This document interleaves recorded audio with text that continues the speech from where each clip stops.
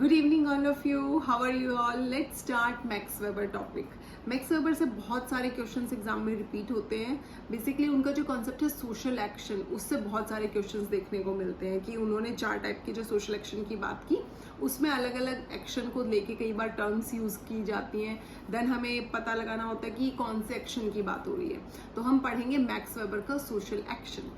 Social action क्या होता है कि अगर आप कोई भी मान लीजिए डेली एक्टिविटीज करते हैं तो हर एक एक्शन को सोशल एक्शन में काउंट नहीं कर सकते according to Weber. Max Weber ने ऐसा बोला। मान लीजिए बारिश आ रही है, आप अम्ब्रेला ओपन करते हैं, या फिर बहुत तेज धूप है देन आप अम्ब्रेला ओपन करते हैं, that is not social action. एक सोशल एक्शन के लिए एक रिएक्शन किसी भी एक्शन का होना मस्ट है, यानी बदले में एक्शन का रिएक्शन होना चाहिए। मान लीजिए आप किसी को हेलो करते हैं और आगे से आपको रिप्लाई अगर नहीं मिलता है तो वो सोशल एक्शन नहीं कहलाएगा।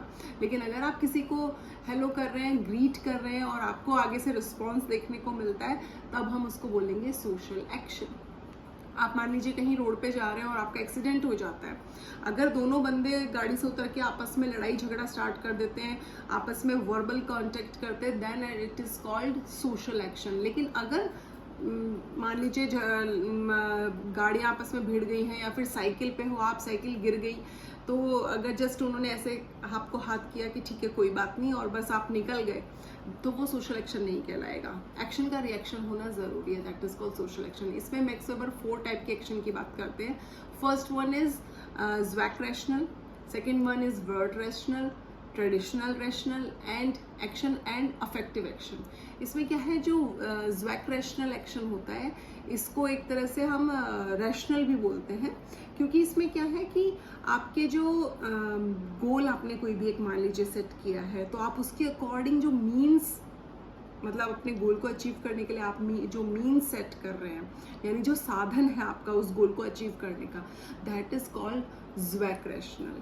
फॉर एग्जाम्पल, आपको मान लीजिए आपका लाइफ में गोल है कि आपको एक IAS ऑफिसर बनना है, या फिर आपको GRF लेना है, तो आप उसके लिए हार्ड स्टडी करेंगे, बहुत मेहनत करेंगे, दिन रात पढ़ाई करेंगे, कोचिंग्स लेंगे, तो दैट इज वो आपको वो मीन है। आप कोचिंग ले रहे हैं, आप स्टडी कर रहे हैं हार्ड, तो वो क्या है, आपका मीन है, साधन है किसी भी चीज को अचीव करने का, आपके सेट गोल को अचीव करने का, that is called zweck rational.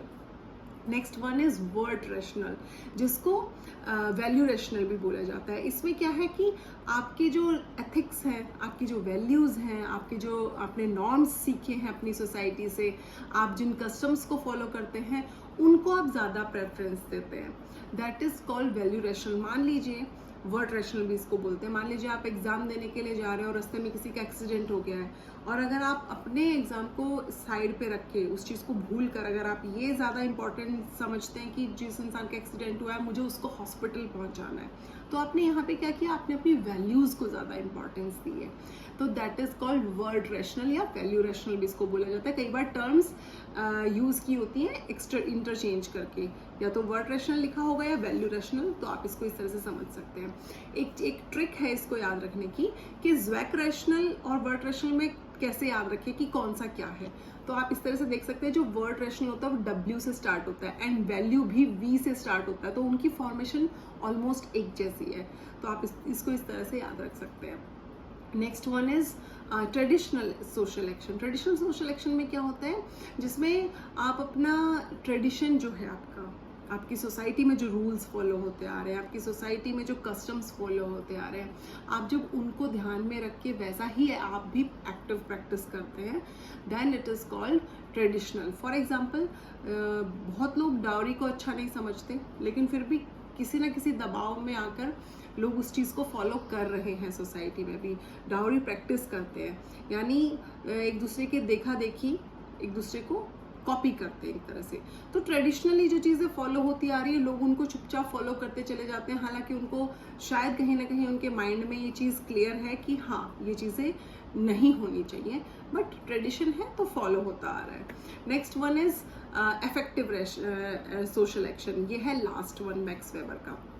Affective social action में क्या है, अफेक्टिव सोशल एक्शन में जो आपके फीलिंग्स हैं, आपके इमोशंस हैं, वो वैल्यू करते हैं, यानी आप अपने फीलिंग्स को ध्यान में रख के आप अपने इमोशंस को ज़्यादा इम्पोर्टेंस दे देते हैं या फिर आप उनके अकॉर्डिंग कुछ एक्शंस करते हैं, तो उनको बोला जाता है इमोशनल और अफेक्टिव एक्शन।